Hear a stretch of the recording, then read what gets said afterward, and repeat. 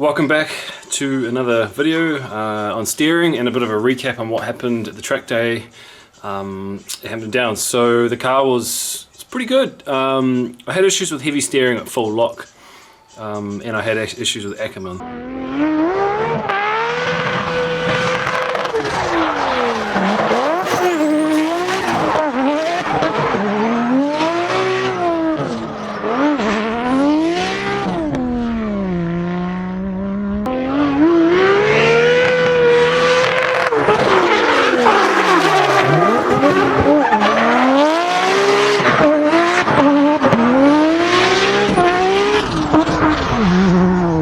I remember in my R33 I had too much Ackerman on a knuckle once, and it gave quite a similar feeling to reverse Ackerman in terms of the binding feel, or essentially it feels like someone's putting the brake on or pushing the brake when you're at big angle, so you're drifting through a corner and it feels like someone just randomly slams a brake on it. It just throws you around and spins you out. So I'm just going to cut to the point.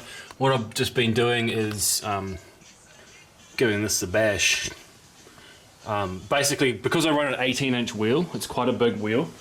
It means that I struggle to get the wheel back in the wheel arch before it touches here. This is the problem.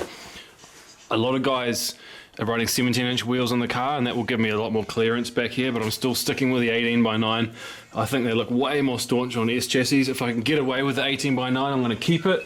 If I can't, well, too bad. But basically, I need to move this back about 10 millimeters, and to do that I need some more clearance back here. Well, the other issue I had at the track was I still had a bit of reverse Ackerman going on. Now this car runs a Wisefab relocation kit, you can kind of see it in there. So the steering rack's forward almost 50 mil, and that gives the car a really weird Ackerman curve. It gets quite a lot of Ackerman up to a point, and then it just wants to go reverse. So essentially we've had to modify these a little bit. Stewie from Coastal is going to send me some proper ones because he's got a whole lot of these different types on the shelf. However, I'm in a bit of a hurry because I want to be on the track again this weekend. So we've just basically modified these. So I've just cut through here and kind of brought in this a little bit more. So what that means in terms of Ackerman is if we grab the hub, which is right here, so I've just put that into the, put a temporary bolt through the hub right there, and that's how I run it. So maximum trail, maximum scrub, and you can see this is now kind of around here, whereas before it was pretty much over here. So this has given the car a much better Ecumene curve. I had the car the other night, I didn't film it, sorry, but I had the car up in the air and on the ground. I did an alignment and I was playing around with different pickup points, and I sort of settled on roughly around this. So the arm looks like that. It's just a temporary thing to see if it works, but I'm going to chuck this back together and I'm going to do an alignment on it now, and I'm going to see how this reverse Ackerman looks. And you know, I want to basically try to get the wheels to be parallel at full lock with each other. In terms of the steering itself in the car, I'm just going to quickly go over that. What I felt was just night and day difference between what I used to have with the cut and welded knuckles. The steering itself was, I guess you could say it was a really clean feeling. I didn't have any like noise or any additional movements in the steering wheel. I think that's because of the roll center correction. Before the car was pretty slammed out, the roll center was pretty bad.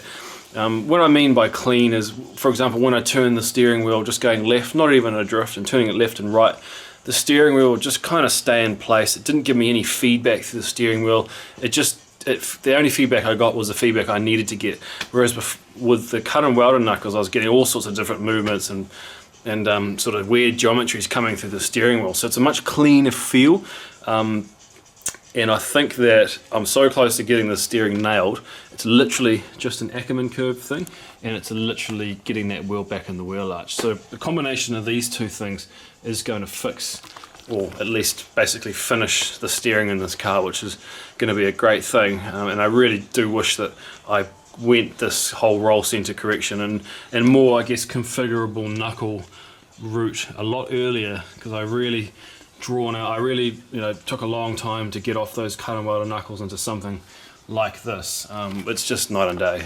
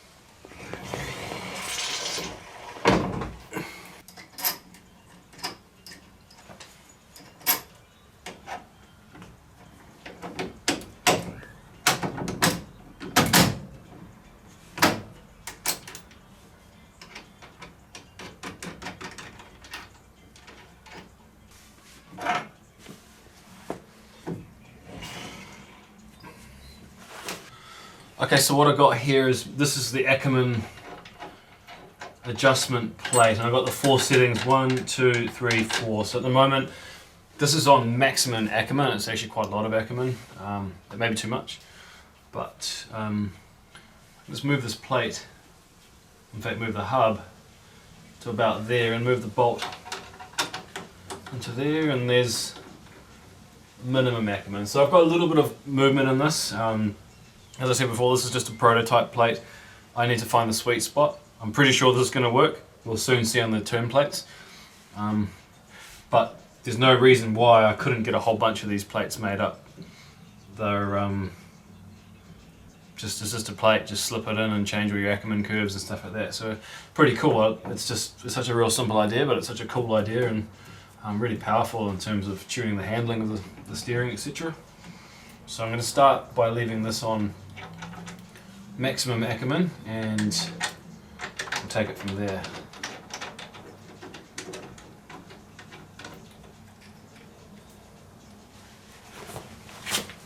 Okay, now what I'm going to do is I'm just going to move this whole hub back in the wheel arch 10mm, and the way I do this, I think I did another video on all how I do the front setups as well, but just quickly, my caster, I never actually check the caster of the car. All I do is just make sure the measurement between here and this front bolt over here is the same on each side. So that right now is 476mm, so I'm going to change that to 486mm. So I'm just going to move it back 10mm, and I'm going to do it on this side, and I'll do the same on the other side, so both sides between here and here will be 486mm. And that's the way I've always done it, and it seems to work pretty well. So yeah, let's try that now, which is about 483, 484. So 485. Yeah, about there. You can see this is pretty on the angle. I need to probably make a custom one of these because this is not really optimal. I actually want to go harder in the sway bar and use these holes, but I can't really do that with this. So that's one of the things I need to do, but for now, 486mm. Okay, so that's been moved back 10mm. Okay, so I've got the string lines set up. Drop this one so I can get into the car. I'm just going to center the steering rack. I just want to show you guys this little trick that I've been doing. I've done 2 markings on the steering rack. One, in fact, let's remove the steering wheel. Center rack is roughly when that on the bottom lines up with that, and that saves me when you get under the car and do measurements and that sort of stuff. In fact, I've actually written the measurements up here. I don't know if you can see that, but anyway, the other thing is, but that's not actually accurate enough to be center rack, so I have also done, I don't know if you just see down here, I put a couple of little marks, You can just see some really light pen marks there. One just at the top of my fingernail, and one top of my fingernail there. So I'm just going to line those up. Those are true centre rack. And then I can do my wheel alignment. So I'll do that now. Just by putting the steering wheel on. Coming over here, having a look.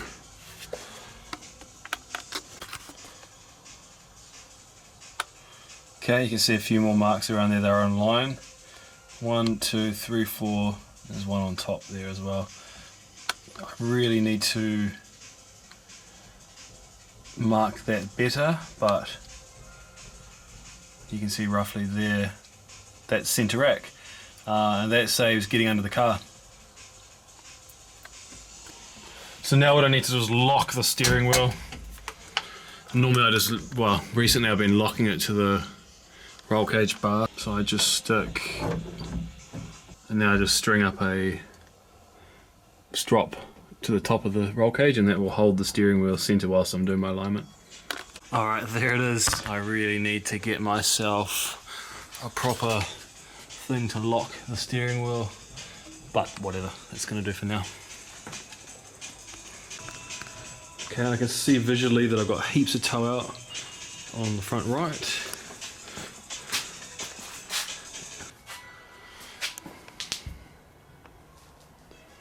This side doesn't actually look too bad. It's got a little bit of toe out. Check the side. Well, that side's completely on the piss, and it definitely has way too much toe out. So we'll dial that side back.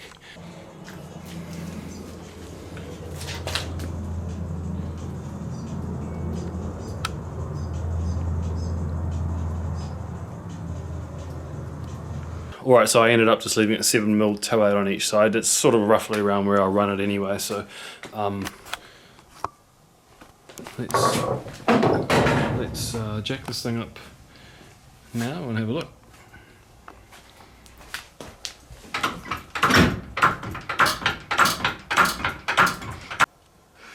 Right, so I've just turned the steering full lock.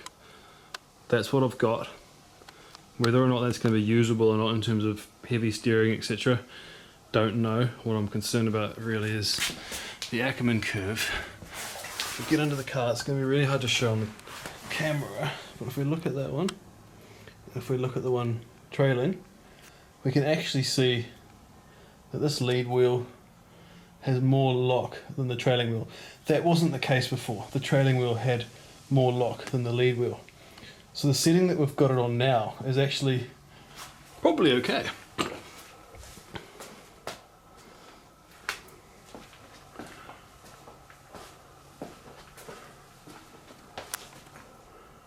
So you can see that if we go into here to check the clearance between the sway bar, we used to have issues with clearance coming from the back. Now we've got absolutely no issues. We've got heaps of clearance, and you can see that I've painted it white just so when I'm at the track I can see if it's easily rubbing or not. But with this ackerman setup, that's sweet as. So I'm almost tempted to run it exactly like that and see how it goes.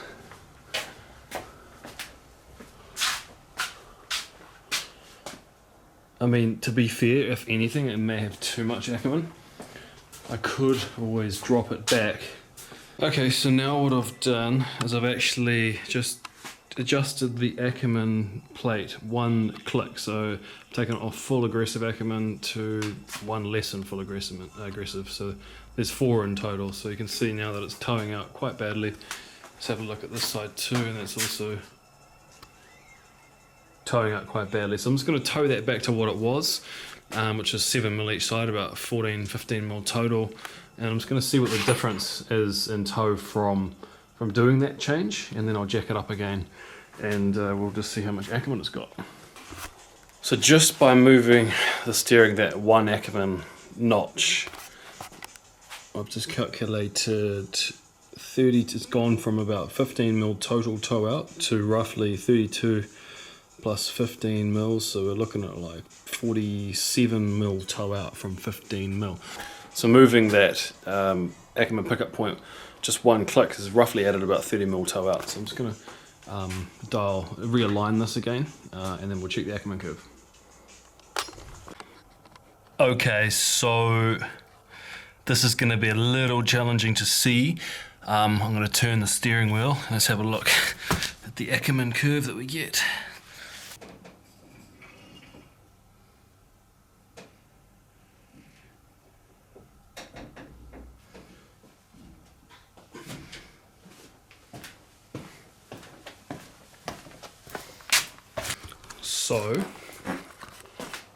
So that's more lock than we definitely will run, but just as an example, let's go to the other side.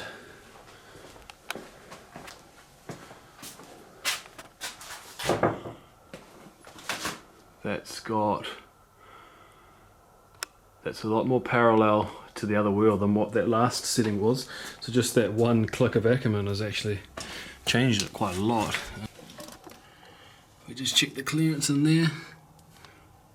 I mean, that's, yeah, no, we wouldn't really want to go any more than what that is. So, another look here. Big amount of lock. I'll definitely dial that back, but you can kind of see the angle the wheel's on. Come around to this side. You can see the angle that on. If anything, to be fair, that's got a little bit more than the other side, but I think it's definitely not going reverse, it's definitely got ackerman now. So what I'd say is that let's just set these lock stops to a realistic amount of lock. So I'm just going to do that now. Say probably about, it should really be done by feel through the steering wheel, but in this case I'm just going to do it by eye. Then I'll come in here and set the lock stop roughly. Which hole is that? Is it one? Yeah, it is. Sweet. So there's your lock stop all done down there. And to be fair, that's probably too much lock as well. I was going to take it back a little bit more.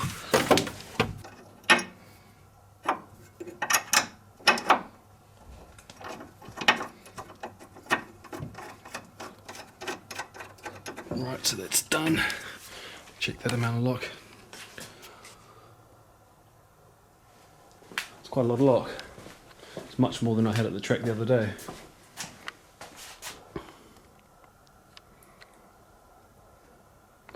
I reckon that looks pretty good, to be fair.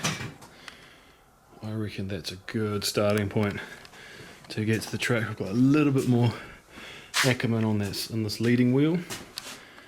We know that the ackerman adjustment in the hub, or those plates we've just installed, we know that they work. We know that one click makes quite a big difference to the ackerman curve, and I've still got 2 more clicks to go, so I can actually go less ackerman again. So I think we're in the money here. All we need to do now is test.